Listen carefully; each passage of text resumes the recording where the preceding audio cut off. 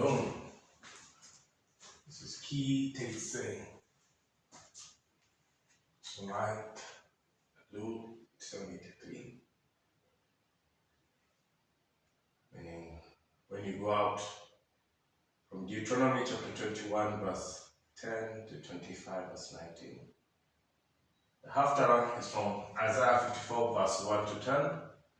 Matthew chapter 5, verse 27 to 13 is the Brit Chadashah, New Testament. 1 Corinthians 5, verse 1 to 5 is the second reading from the New Testament. It's divided into 7 other sections or readings.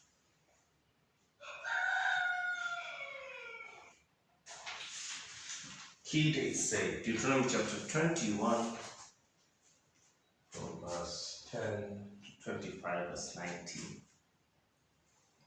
When you, an Israelite warrior, take the field against your enemies, and your God Yahweh delivers them into your power, and you take some of them captive. You see some among the captives, a beautiful woman, and you see among the captives a beautiful woman, and you desire her, and will take her into your household as your wife. You shall bring her into your household, and she shall trim her hair, pare her nails, and discard her captive's garb. She shall spend a month's time in your household, lamenting her father and mother. After that you may come to her and thus become her husband, and she shall be your wife. Then you should no longer want her, you must release her outright. You must not sell her for money, since you had your will of her. You must not enslave her. If a householder has 2 wives, one loved and the other unloved, and both the loved and unloved have borne him sons, but the firstborn is the son of the unloved one. When he wills his property to his sons, he may not treat as firstborn the son of the loved one, in disregard of the son of the unloved one, who is older. Instead, he must accept the firstborn, the son of the unloved one, and allot to him a double portion of all he possesses.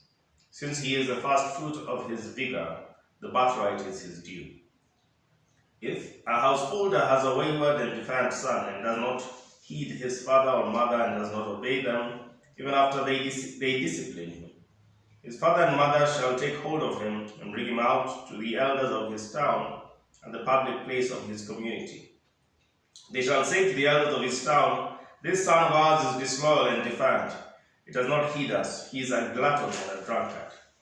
Thereupon his town's council shall stone him to death. Thus you will sweep out evil from your midst. All Israel will hear and be afraid. Second reading, Deuteronomy chapter 21 from verse 22 to 22 verse 7. If any party is guilty of a capital offense and is put to death and you impale the body on a stake, you must not let the corpse remain on the stake overnight, but must bury it the same day. For an impaled body is an affront to God. You shall not defile the land that your God Yahweh is giving you to possess. Deuteronomy chapter 22. You see your fellow Israelites, ox or sheep, gone astray. Do not ignore it. You must take it back to your care. If your fellow Israelite does not live near you, or you do not know where the owner is, you shall bring it home, and it shall remain with you until your peer claims it. Then you shall give it back. You shall do the same with that person's ass. You shall do the same with that person's garment. And so too shall you do with anything that your fellow Israelite loses, and you find. You must not remain indifferent. If you see your fellow Israelites, ass or ox fallen on the road, do not ignore it. You must raise it together. A woman must not put on a man's apparel, nor shall a man wear a woman's clothing. Or whoever does these things is abhorrent to your God Yahweh.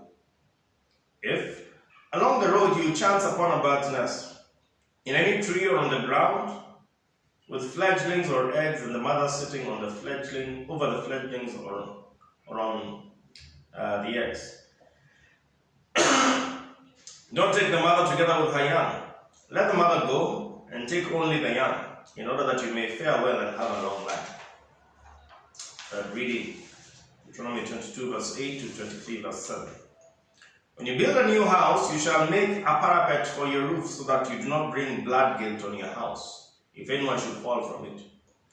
You shall not sow your vineyard with the second kind of seed, else the crop from the seed you have sown, the yield of your vineyard may not be used. You shall not plow with an ox and an ass together. You shall not wear cloth combining wool and linen. You shall make tassels on the four corners of the garment with which you cover yourself. A householder takes a woman as his wife and cohabits with her. Then he takes an aversion to her, and makes up charges against her, and defames her, saying, "This is the party I took to wife, but when I approached her, I found that she was not a virgin." In such a case, the girl's father and mother shall produce the evidence of the girl's virginity before the elders of the town at the gate. The girl's father shall say to the elders, "To this party I gave my own daughter to wife, but he has taken an aversion to her. So he has made up charges, saying, I did not find your daughter a virgin. But here is evidence of my daughter's virginity." And they shall spread out the cloth before the elders of the town. The elders of that town shall then take that party and flog him. They shall fine him 100 shekels of silver and give it to the girl's father. For that household has defamed a virgin in Israel. Moreover, she shall remain his wife. He shall never have the right to divorce her.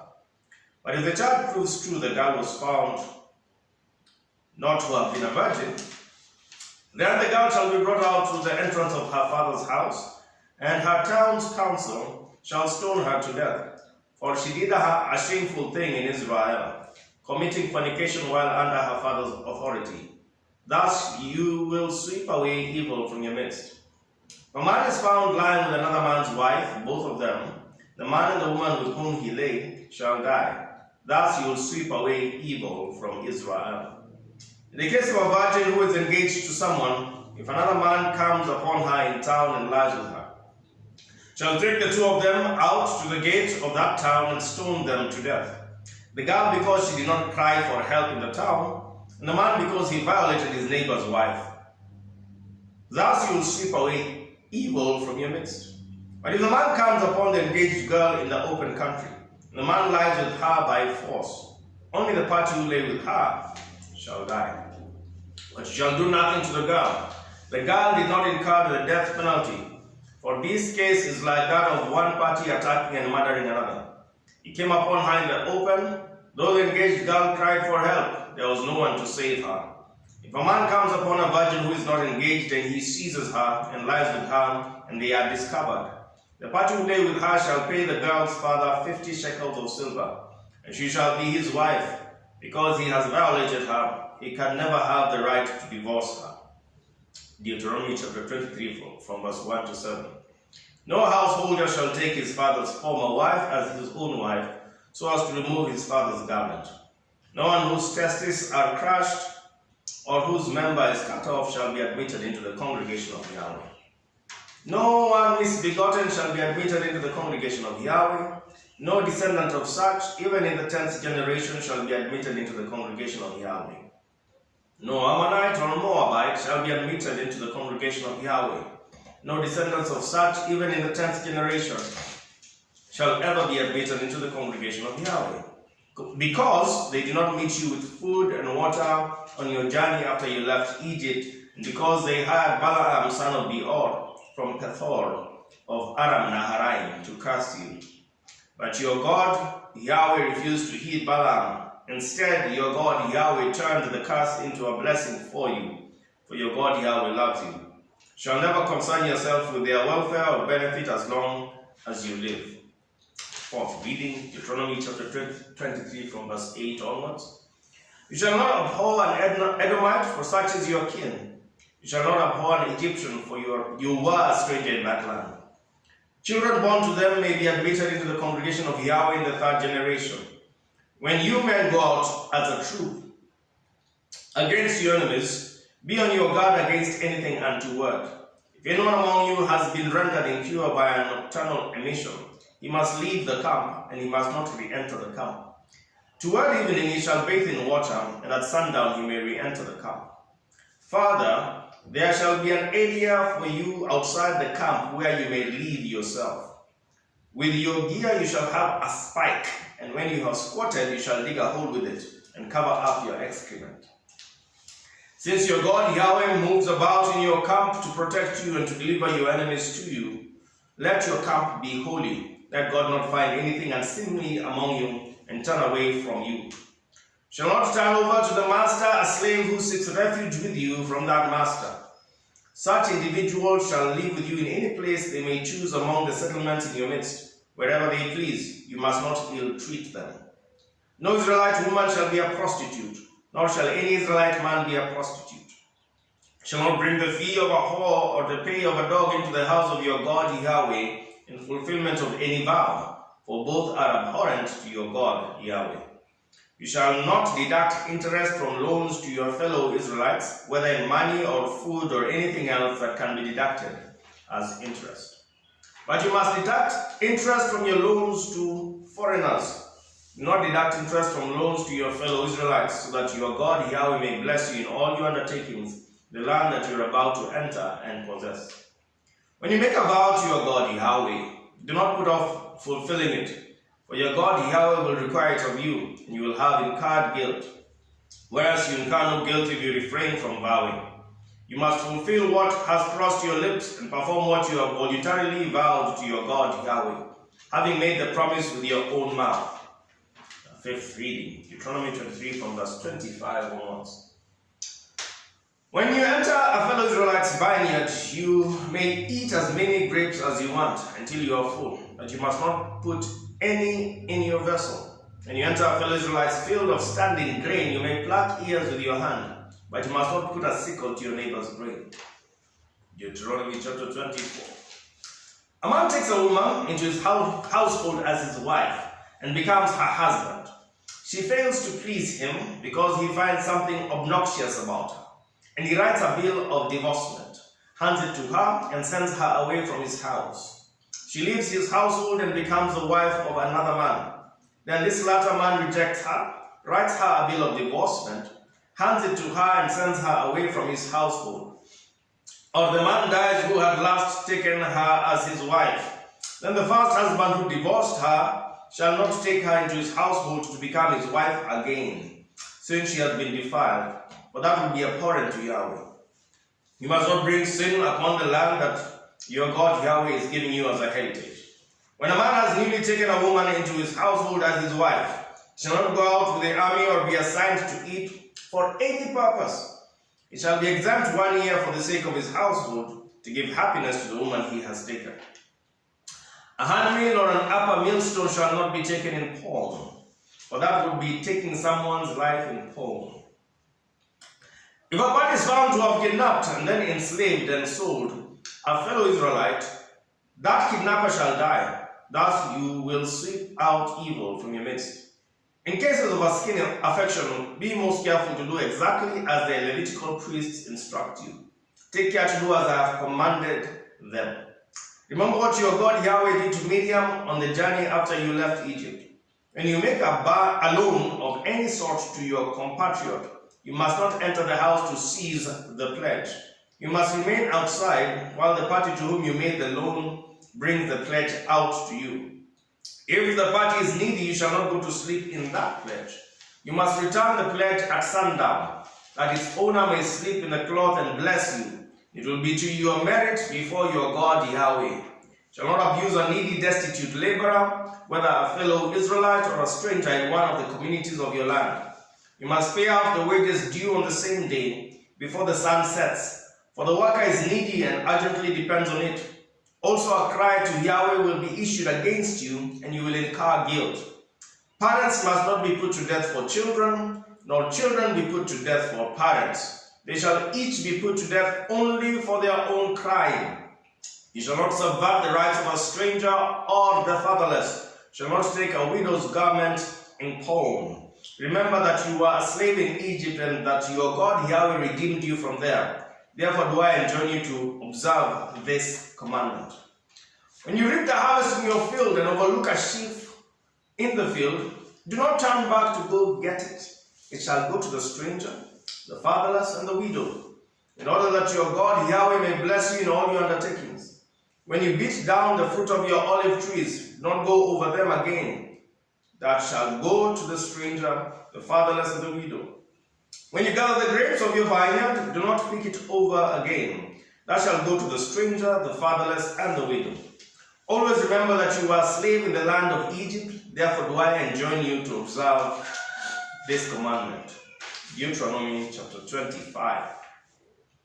When there is a dispute between two parties and they go to law, and a decision is rendered declaring the one in the right and the other in the wrong, if the guilty one is to be flogged, the magistrate shall have the person lie down and shall supervise the giving of lashes by count as warranted by the offense. The guilty one may be given up to 40 lashes, but no more, lest being flogged further to excess, your peer be degraded before your eyes. You shall not muzzle an ox while it is threshing. When brothers dwell together and one of them dies and leaves no offspring, the wife of the deceased shall not become that of another party outside the family. Her husband's brother shall unite with her. He shall take her as his wife and perform the levir's duty.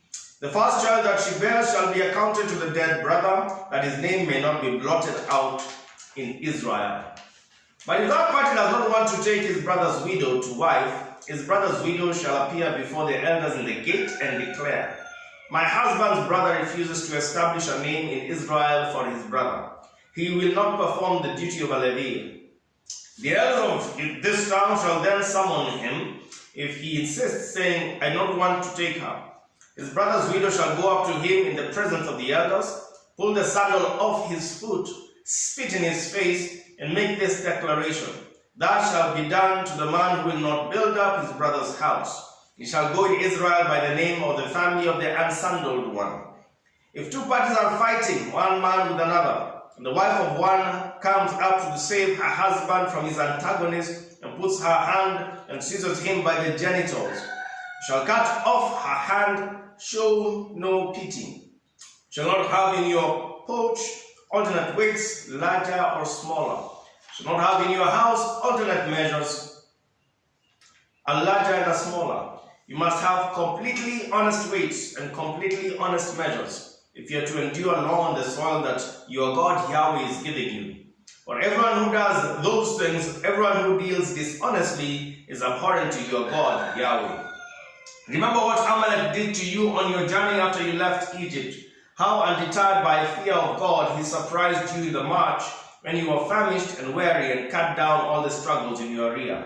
Therefore, when your God Yahweh grants you safety from all your enemies around you, in the land that your God Yahweh is giving you as a hereditary portion, you shall blot out the memory of Amalek from under heaven. Do not forget.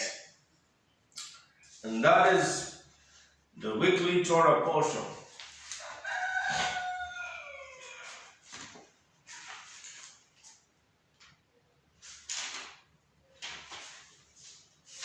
Okay, let's get back into it.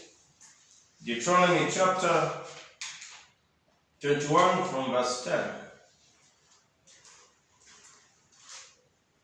When you go out to war and God delivers the enemy in your power, and you take some captives, when you desire a beautiful woman, you've gone to fight a war, and you're taking, and you found a beautiful woman. She's got rights. Okay? So you take her as a wife, bring her to your house, and what are her first rights? The beautiful is not the important part. But yes, that's what attracted you. But she's got rights, so the first thing you do, you've gone to war, found a beautiful woman you want. So you bring her to your house, let her trim her hair. So you brought her home. So you're saying let her trim her hair. There's something about a woman's hair, even a man's hair, spiritual. And unpair her nails. There's something about nails there also to be learned. Okay. Let her captive's garb, what she was wearing when she was taken captive. Okay. Okay. Captive's garb. Lament her parents for 1 month. So 1 month. She must mourn her parents for 1 month. She's been taken captive. Okay. After that, come to her as husband and wife. Okay? Then after that, now you can marry her. So this is the process. Okay, bring her to the house. First of all, she's cut her hair, cut her nails, change her clothes. Okay, the captive guard in Kenya is a prison uniform. Okay, but those prisoners are not prisoners of war, but there's captive guard. Okay, so and then she's 1 month to mourn her family, then you can marry her. Now, in case you want to divorce her afterwards, release her outright. Okay? She is no longer your slave. Don't sell her since you took her to wife. Since you have married her, you must release her outright. Okay? Don't sell her since you took her to wife. Okay, move on to verse 15 to 17. In case of a loved one, in case you have two wives, yes, you're taking two wives. Like Jacob took Leah and Rachel, he had more than two, he even had 4. Okay? Leah and Rachel, that's an example. And the loved one has a first, the unloved one has the firstborn. So let's take the story of Leah and Rachel. Leah's firstborn was Reuben, and Rachel's firstborn was Joseph. Her biological firstborn. She had another firstborn through her handmaiden. Okay.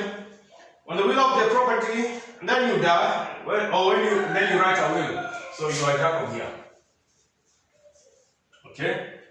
When the will of the property, when Jacob writes the will of the property, the older son of the loved one, this one, okay, should not be disregarded. It must be accepted as the firstborn.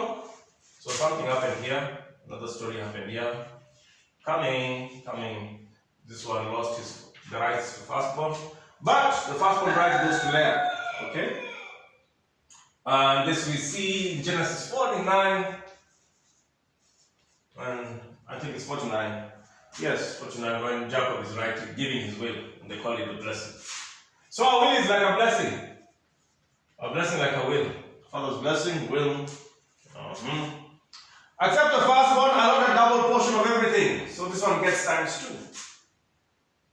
This guy gets, okay, this office, firstborn of the office gets ×2. Double portion of everything, the father owns. Okay?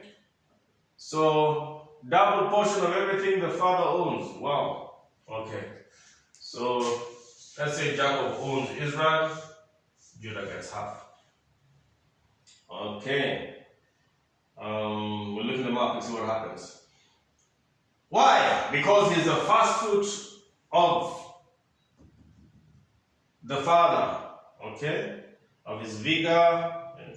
And the birthright is his due. So birthrights are a huge thing. Birthrights are huge to God. Firstborns are huge to God. Yes? Let me use it said he must accept the first and allot him and said he must accept the firstborn, the son of the loved one, and allot to him a double portion of all he possesses. Since he is the first fruit of his vigor, the birthright is his due. So birthrights are a huge thing, firstborns are a huge thing to God. Yeah. Okay, next section is from verse 18 to 21. In case of a wayward or defiant son, we have this problem a lot. Okay, it's not a new problem. It's a problem we have even in our day. But here's God talking about that to Moses. This guy does not heed his parents even after discipline. He's disobedient, chronic. He's disobedient after discipline. So it's not only disobedient, the parents have done what they can do to discipline. They have disciplined, okay, and there are limits to discipline. The father and mother must take this guy, bring him to the elders' court of his town, a very important people. Elders of the town elders. You see the town council, very important. At the community public park. At the community. So community public square. Public place. In public. It's not a private thing. Okay. Okay, something's going to happen there. Address the elders. So the parents. Oh. Forgot here the part where father and mother. Both father and mother. Both of them who takes father and mother to make the son a defiant son. They don't even say a child, son. Okay, son. Okay, so the father and mother, not father and son. Sorry. So that's how important that commandment of honor your father and mother is. Okay, so these ones shall take this person who is disobedient even after discipline to the elders down at the community public place. It's a community thing. And they say, this our son is disloyal and defiant. Okay? And does not heed us. He is a glutton and drunkard. What a charge. Glutton and drunkard. What a charge. What a charge. Okay? What should happen to this guy? What a charge. His town council, Nairobi City Council, shall stone him to death. Usually, the first one through the stone are witnesses. In this way, you will sweep evil from your midst. All Israel will hear and be afraid. Okay? This is how to cleanse the land. The true cleansing. Okay? In this way, you will sweep evil. When justice is performed, evil is swept. So this is justice from parents to their son. Wow. Power of life and death, the hands of parents. Not just to curse, but to execute. Yeah. Having taken the case to the town council and them together with the town council and the people, the whole community. So these ones are first, and then these ones second to endorse, and then these ones are third. And all these three come together to execute this guy. Why? Gluttony, greed, and drunkenness. Excess. Whoa. Excess. Excess. Gluttony and drunkard. We thought it's a light matter. If anybody is guilty of a capital offense, okay, I'm reading the scripture. I want to teach it. Okay. Okay, let's go to the issue of death by the stake. If you're guilty of a capital offense, something that requires you to die. Okay, you get some insight into that. If anybody is guilty of a capital offense and is put to death, and you impale the body on a stake. So, we have three examples. Haman wanted to do that to Mordecai. It was done to Jesus Christ on the cross. So that happens. Okay? Okay, this is not just a Roman idea. Don't let the corpse hang overnight. You must bury the same day. Okay? Jesus was put down, Joseph of Arimathea, a rich man comes and he takes his tomb, or offers his tomb for the burial of Jesus. But the key thing that he must not hang overnight. Why? An impaled body is an affront to God. Do not defile the land Yahweh is giving to you. Remember, we're made in the image and likeness of God. So we look like God in simple terms. Yahweh is in heaven. He's looking down on the earth. And there you are hanging him. It's an affront. It's an affront. It's an affront. Okay. Then we go to chapter 23, verse 1 to 4. Or is it? Okay, the next part. Okay. 2 4 verse. Lost property, I remember that from primary school. There was a system for taking care of lost. We used to lose feathers and stuff. When a neighbor loses his ox or ass, do not ignore it, take it back to your neighbor. So we are not to ignore. Don't ignore lost property. This is community development. Lost property. So this is the case of an ox and ass. Okay? If the person, take it back to your neighbor. So restore it. Okay? Go out of the way, restore the lost property. Now if the person is unknown or is far away, keep it until it is claimed, then restore it. Okay? So that's the principle, restore the lost property. The same applies for any lost property, ass, garment, or any lost property. Do not remain indifferent.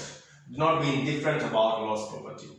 Okay? So all property is taken care of even if it is lost. Neighbor's fallen ass, do not ignore it, raise it. If a neighbor's animal has fallen down, do not ignore it. Take care of it, raise it up, address the matter. Do not ignore the matter. Okay. Now, cross-dressing. Cross-dressing. Cross-dressing. Okay. Here, and the people in the backs, we have very common there, we have Madia. When we were growing up, yes, my brother was born and we were expecting my sister to be born, so my mother had bought clothes for girls. Anyway, cross-dressing. A woman must not put on a man's apparel. Must not. Not a man wear a woman's clothing. Whoever does this is abhorrent to you. I'm not going to mention the women, but let me just talk about the men.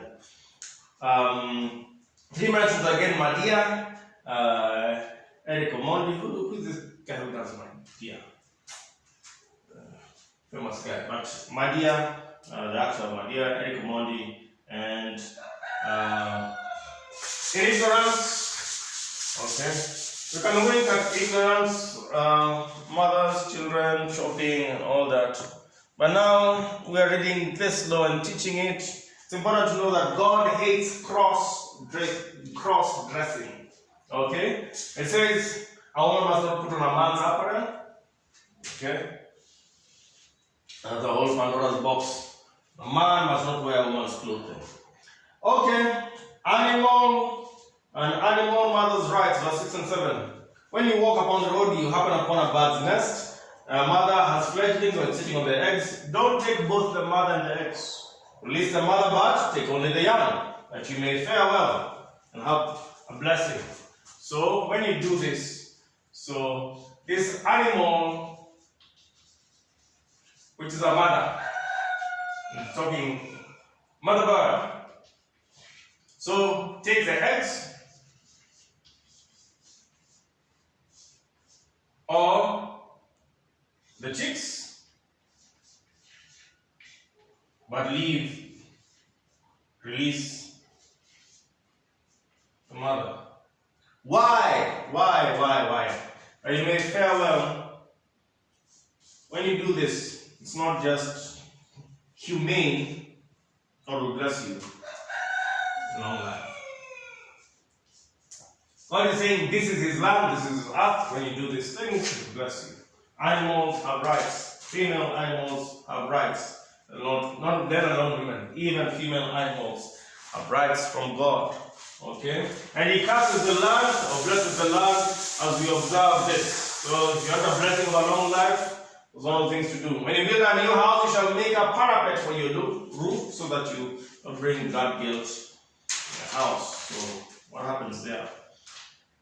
Don't bring blood guilt in your house in case of an accident. So build properly.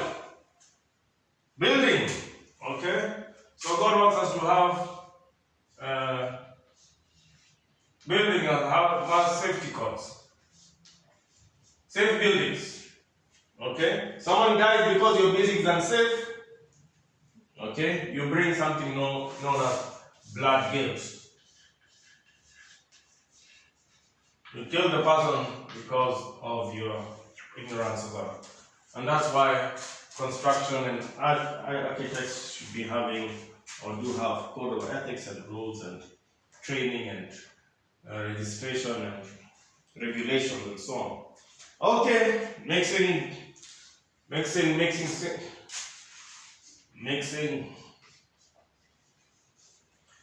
Yeah, don't sow a vineyard with a second seed. Both the crop and the vineyard yield will not be used. So,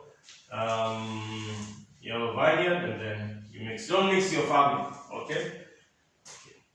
Why? The result is that both will not be acceptable for use. God is saying mixed. We learn this in primary, mixed cropping. Mixed cropping, like cross-dressing, is unacceptable.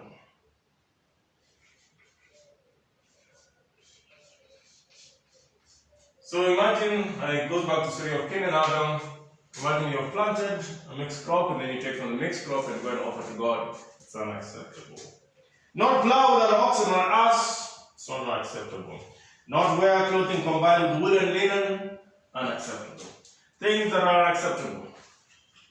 Mixed, okay? Why? God is set apart. It's all together holy. That's my inference.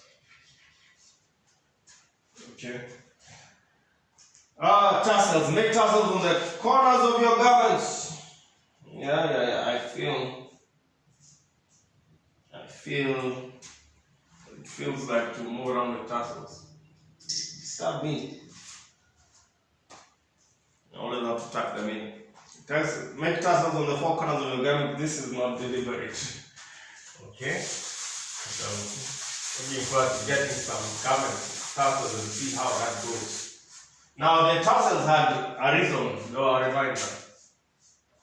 It's not said here, elsewhere in scripture, though a reminder. Okay. Now the virgin has rights. When you cohabit with a woman, or take her to wife, then you take an aversion to her. Yeah? And you make false charges, and you defame her. Okay, defamation is huge. So, false charges are huge. And defamation is also huge. I speak with just people acting up. Why will children use false testimony? Wow. See, it's part of the Ten Commandments. Anyway, virgins have rights. Virgins have rights.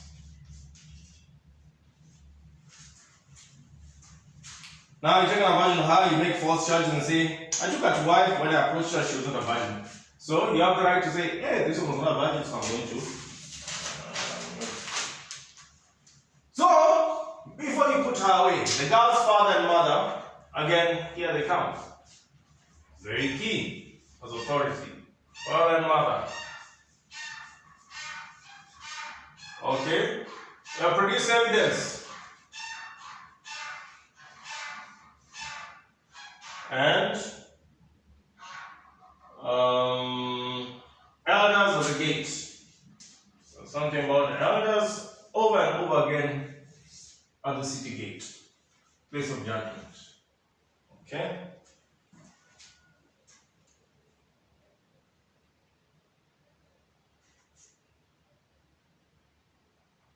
So the girl's father is to address the elders. Say, I give my daughter to the party.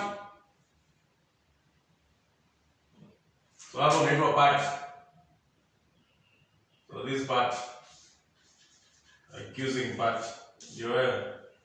Okay. I gave my daughter to the party. And now he doesn't like her. An aversion to her. Okay? So he's what? Trumped up charges. He's saying that my daughter wasn't a virgin. Okay? Then the father is saying, here's evidence. And then he's to spread the cloth. Very interesting. Before the town elders. Meaning, when you marry and have and lie with your wife for the first time and break her virginity, blood, she's meant to be on blood, the blood that comes forth in the breaking of the virginity, onto that cloth is meant to be preserved by the father and mother. So that in case of a charge, a false charge, this evidence is for the town elders. So defamation is huge. Okay, the virgin's rights are huge before God. Yes, there's a process even. And then it's taken before the town elders. Elders of the town take that party and flog him. You used to wonder, how backward it is that a guy is caned. Okay, it's biblical. Fine 100 shekels. Now beginning to understand why the fining was there, why the flogging was there. To the child's father, okay? Why? Because he has defamed a virgin. This is huge. This is huge. Okay? She shall remain his wife and never have the right to divorce. Okay? So, the right to divorce is a right, and he shall not have the right to divorce. We're learning here. So divorce is a right in the Bible. My initial thinking was God hates divorce, so we must not divorce. Divorce is now a right in the Bible. Okay, that can be taken away because of disobedient actions. Certain actions can cause you to lose that right. If the child proves true that she wasn't a virgin, okay, and that was then to be brought to the entrance of our father's house. Again, here. Father is a very key authority. Her town council, okay, you are Nairobi City Council or Jerusalem City Council, are to stone her to death. She has done a shameful thing. Okay? Fornication under her father's authority. And in this way, you'll sweep away evil from Israel. This is heavy. There are those who accuse and say, where are those who accuse and say you were wrong? They've gone away. Could it be they remembered wrongs of their own and have nothing to say? Eyes of compassion, he looked upon that woman, ever condemning. He said, go and sin no more. He told her to go. He said, go and sin no more. Jesus forgives the woman who's caught in adultery or the sexual act, and he tells the Pharisees, if you have not sinned, throw the first stone. What is he saying? He's saying to the town council, yes, the law says stone her. Yes. But you can't stone her if you are likewise guilty. So if you've got clean hands, cast the first stone. Okay? So the town council, in the case in the day of Jesus, the town council was guilty. The elders were guilty. Elders, Zakar, were no longer keepers. Zakar is a keeper of tradition. They are lost. Okay. So this is what Jesus was questioning. You are disqualified from throwing the stone. He was not saying that the woman was not guilty. He was not saying that the law was not right. He was saying, he challenged him and said, are you guys qualified to throw the stone? He's saying, all of us have sinned. We're all guilty of sin. All have sinned and fallen short of the glory of God. Well, if a man is found another man's wife, both shall die. Purge evil from Israel. In case of an engaged virgin, if another lies with her, take both to the town gate. Okay, so if I go and sleep with another man's wife, me and her should die. And that will purge evil from Israel. In the case of an engaged virgin, if another lies with her, okay, so someone's engaged, and then somebody else comes and lies with her. If I go and lie with somebody's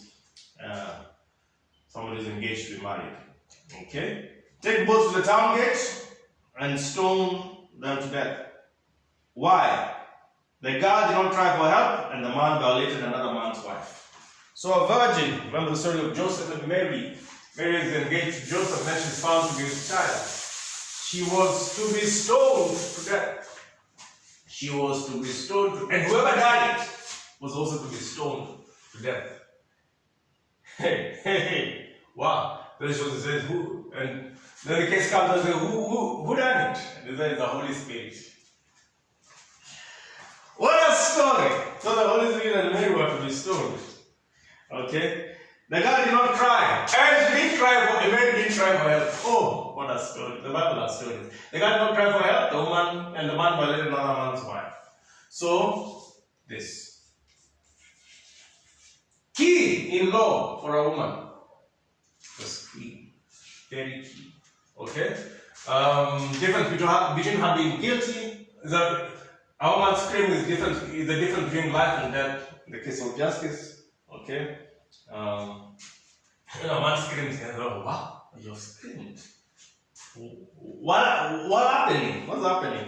The man finds her, if a man goes to finds a woman in the open country, yeah? Even if she screams on, she's so far from building, so even if today the scream on can help. And he lies with her by force or he rapes her, only the rapist must die. Shall die. Only the rapist shall die. So a woman being raped must scream for help. Must scream for help. Yeah. Perchance! And if we hear a woman scream as a man, I must come out. Now, screams and women have been used to also rob people, waylay people. But what are we saying? As we do these things, we are purging evil from Israel, from the land, from the community. Okay? What is Israel? Yeah? From the place where God rules. Okay? That's what Israel is. God, the rule. Okay? From the place where, so if God is ruling here, we'll purge this evil from here. Evil, including those false screams and things like that. We go to Eastleigh,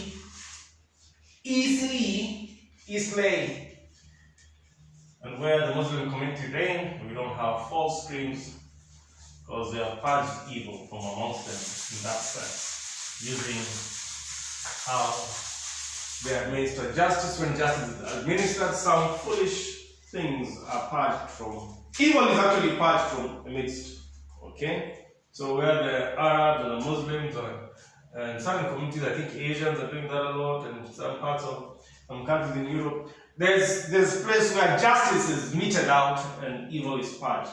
In the liberal societies, where justice is not meted out and they are playing shortcuts and twisting justice and adjusting, and they are thinking they are fairer than God, then evil is not purged from that society. America is a good example.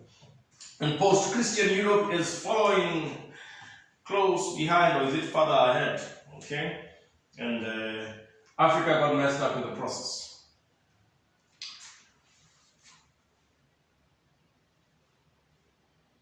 Okay. Now, if you come upon a virgin in the open and she cries for help and none comes to her rescue.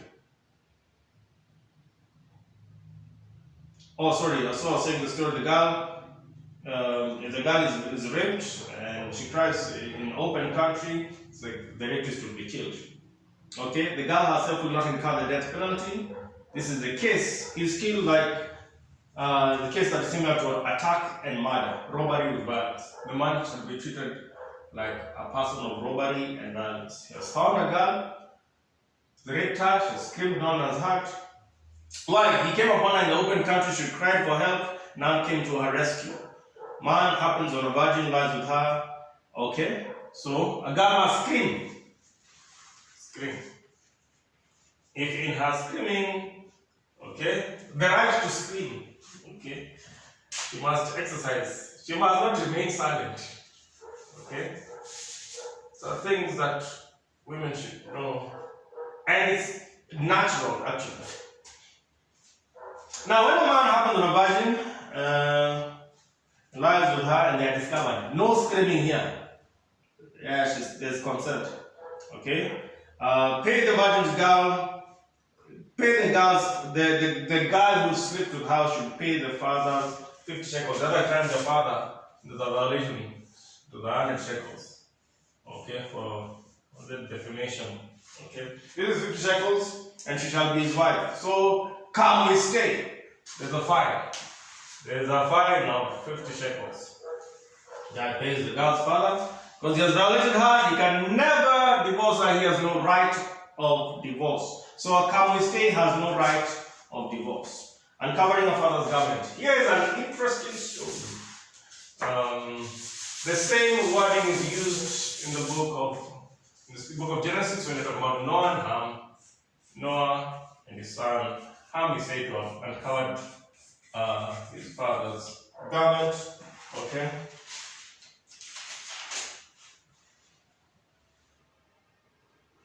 Deuteronomy 23 verse 1. Don't sleep with your father's former wife, thereby uncovering his garment. Whoa!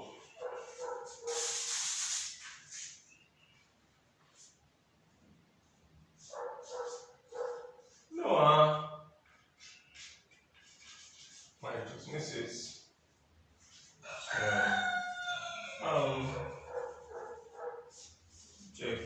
Japheth. I don't know who's faster. I can try. Imagine, maybe. Okay, anyway.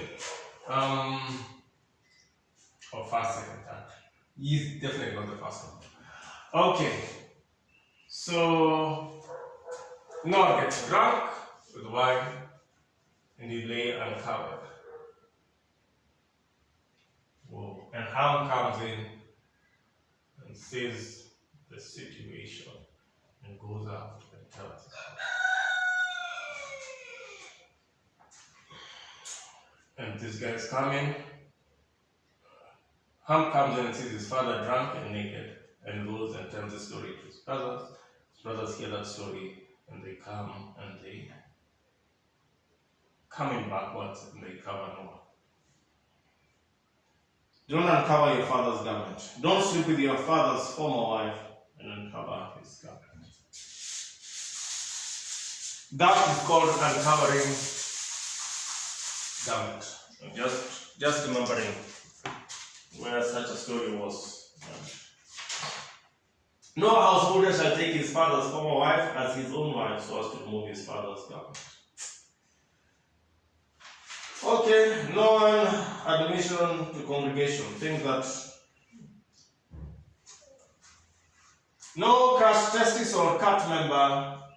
If your testis is crushed, no one whose testes are crushed or whose member is cut off shall be admitted in the congregation of Yahweh.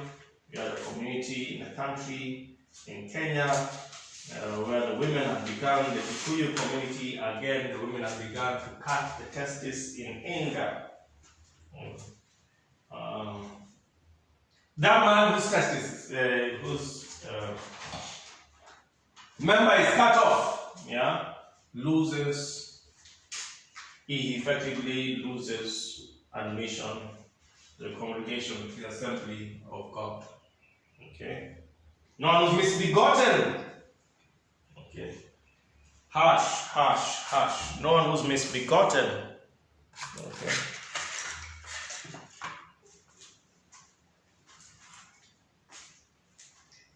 Has admission into God's congregation. So right of admission.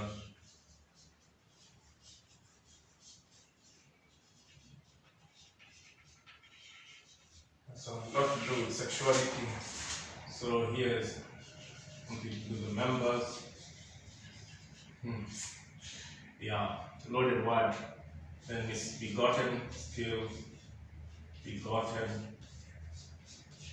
Since up to 10th generation. So children out of wedlock, crazy. Okay, a day and age, very crazy. But there's a story in the Bible about the lineage of Jesus Christ and so on. We have prostitutes and so on there. But let's just go with what we are. Remember, it's cut off, test is crushed. Okay, no admission. It's begotten. If you are child out of wedlock, you have no right of admission. Okay. No Ammonite or Moabite. So Ammonite,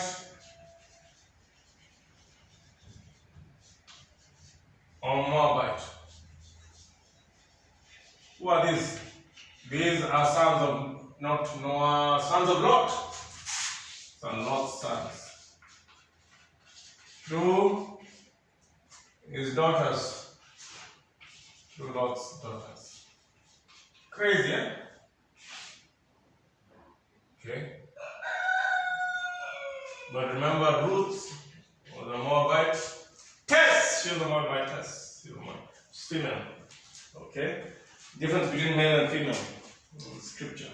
Now it says after the 10th generation. Oh.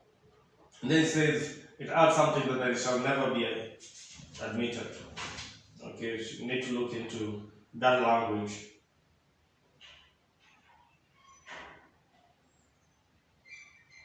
Even in the no Ammonite or Moabite shall be admitted into the congregation of Yahweh. No descendants of such, even in the 10th generation, shall ever be admitted to the congregation.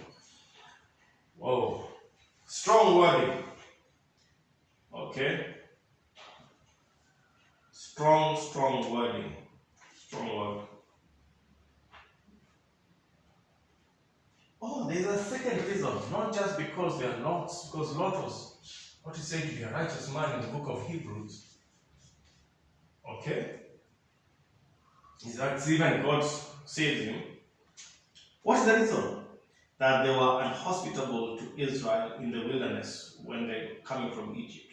They refused to give Israel food or water.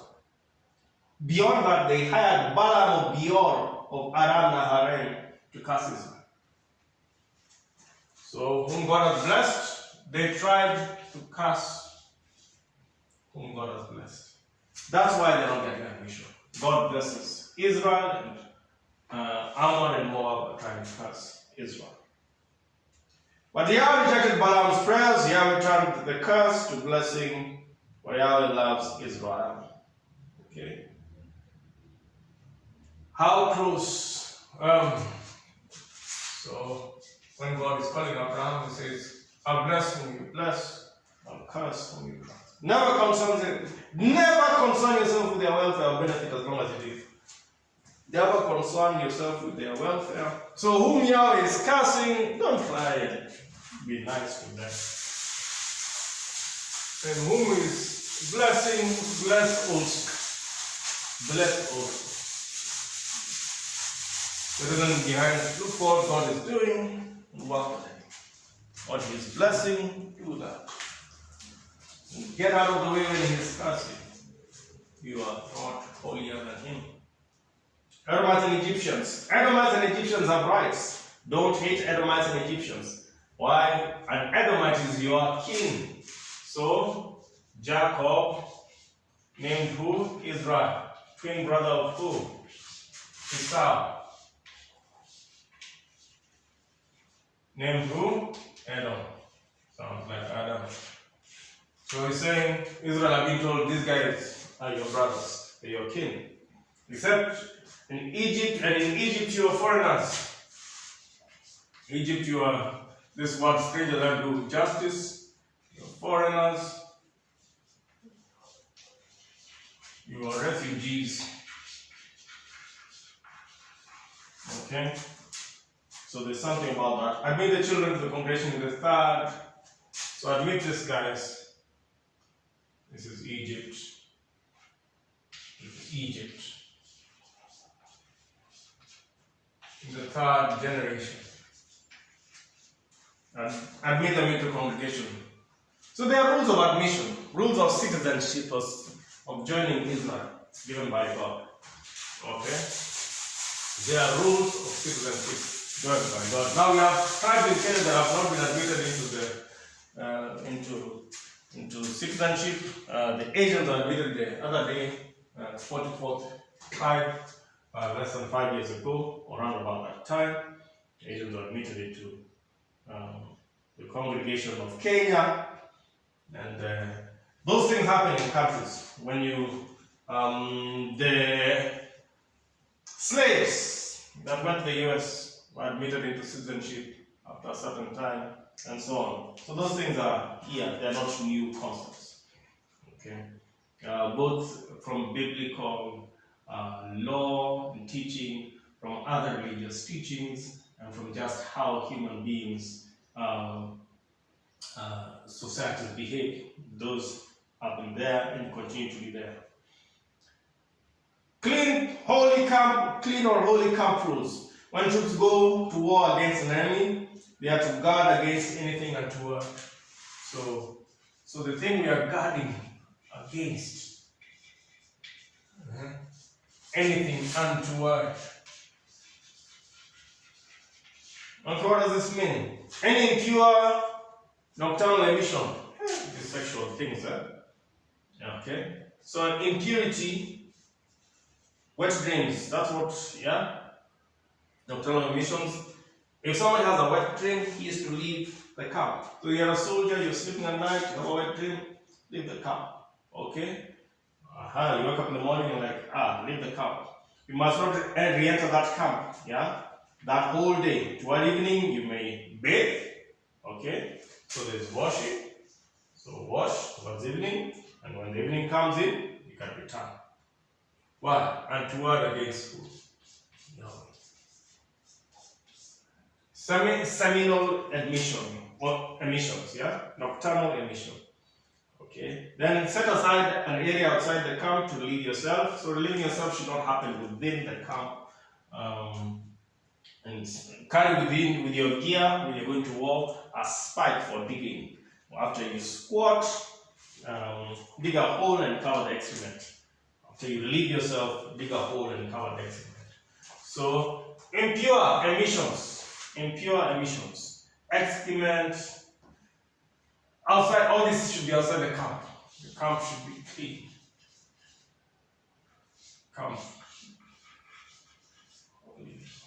When I say cleanliness next godliness, Yahweh doesn't want a camp that has got impure emissions. So when our town, when they say Nairobi has got trash or the estate has got trash, this is where we're headed. Uncleanness. Okay?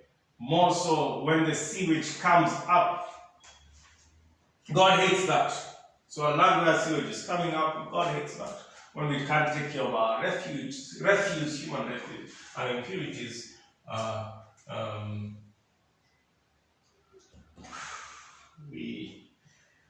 here's verse 15.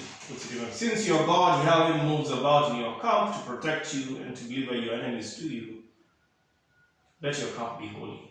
Let God not find anything unseemly among you and turn away from you. He turns away from you when he finds something and sewage and nocturnal emissions.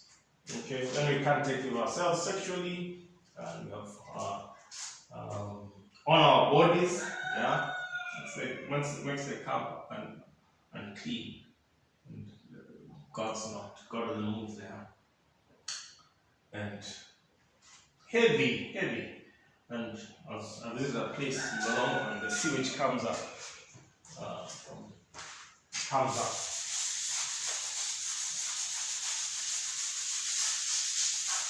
The picture that comes to mind, and now I have understanding and what to do with my own camp and the measures to take. It's just not being strict. It's different between his presence and his absence. Yahweh moves about the camp. So when he moves about and finds,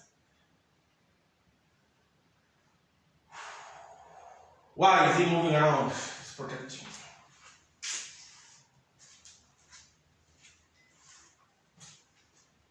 He will give his angels charge over me. Jehovah Jireh cares for me. Jehovah Jireh cares for me. The Lord shall supply all my needs according to his riches and glory. He will give his angels charge over me. Jehovah Jireh cares for me. Jehovah Jireh cares for me. Okay. Slaves have rights.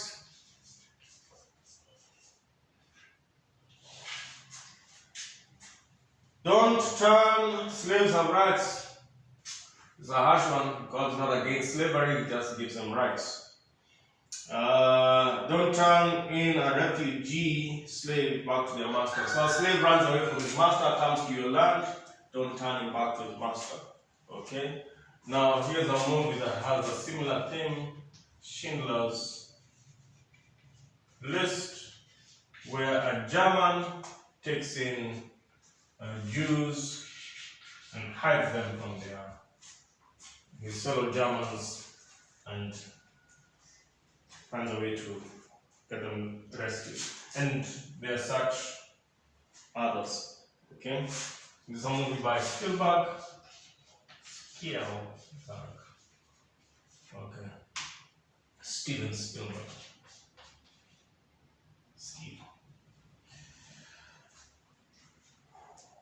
Such slaves are to live freely among you anywhere, you must not ill-treat them. So, going this, we can self-exile, but exile is not the right word. Asylum.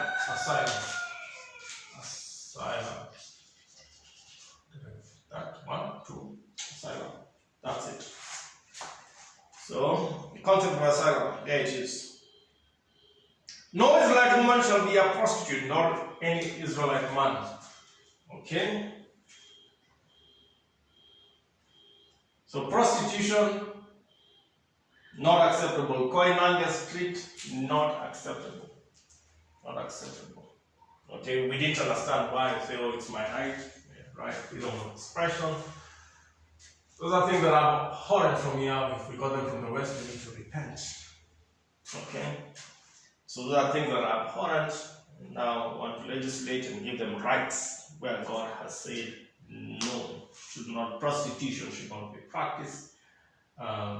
Say sex workers. We have in the Bible Judah who goes to a temple, who goes and takes a temple prostitute, or goes somewhere and takes a temple prostitute and lies with her, and so on and so forth. But what is God saying in Deuteronomy? No man or woman shall operate as a prostitute. Okay? When the case comes, Judah wants to judge his daughter-in-law and says, you are found to be operating in prostitution, or guilty of adultery, or whatever the charge was. And she says, I slept with this man. The owner of this is the one who I slept with. This is the father of the child. And Judah is found. Genesis, I think, 38. The story is there. It goes on saying, don't bring the fee of a whore to pay a vow in the house of God, or the pay of a dog. Yeah. Jesus used the word dog as referring to Gentiles. I think, was it Syro-Phoenician? So we need to understand what that word dog is there. May not necessarily. This word Gentiles goes from dog to simply just nations. So it has got from a very normal meaning to a very derogatory terminology that Jesus even uses. And both are abhorrent to Yahweh. Okay? So don't take the pay of something that God hates, an activity. You can't steal to go and give tithes. Okay? Basically, you can't commit prostitution and then go and give tithes. Don't do that.